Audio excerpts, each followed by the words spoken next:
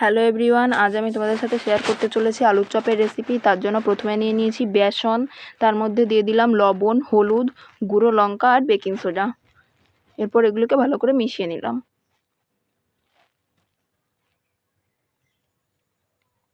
মেশানো হয়ে গেছে, এবার এর মধ্যে দিয়ে দেব পরিমাণ মতন জল।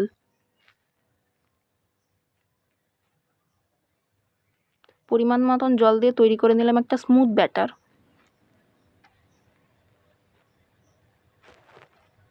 এবার এর মধ্যে দিয়ে দিলাম অল্প পরিমাণে সাদা তেল। এবার আমার ব্যাটারটা পুরোপুরি রেডি। এবার আলুর পুরটা তৈরি করে নেওয়ার জন্য করে নিয়েছি মশলা।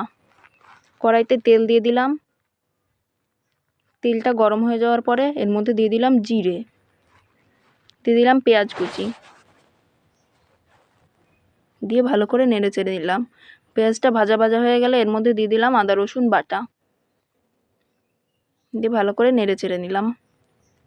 তারপরে দিয়ে দিলাম লঙ্কা কুচি, পরিমাণ মতন হলুদ, লবণ, দিয়ে দিলাম ম্যাশ করে রাখা আলু।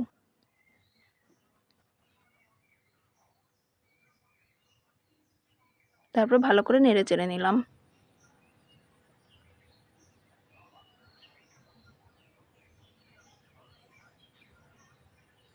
দেখো আলু পুরটা আমার রেডি হয়ে গেছে। এবার এর মধ্যে দিয়ে দিলাম ভাজা মশলা।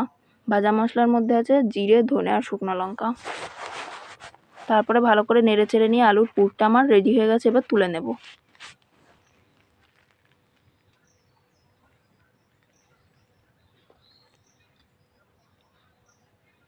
তারপর আলুটা ঠান্ডা করে নেওয়ার পরে ছোট ছোট করে লেচি বানিয়ে নিলাম আলুর চপের শেপের।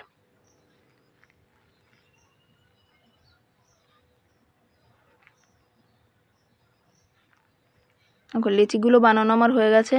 এবার কড়াইতে তেল দিয়ে নিলাম। তেল গরম হয়ে যাওয়ার পরে লিচিগুলোকে একটা একটা করে বেসনের মধ্যে ডুবিয়ে তেলের মধ্যে দিয়ে ভেজে নিলাম।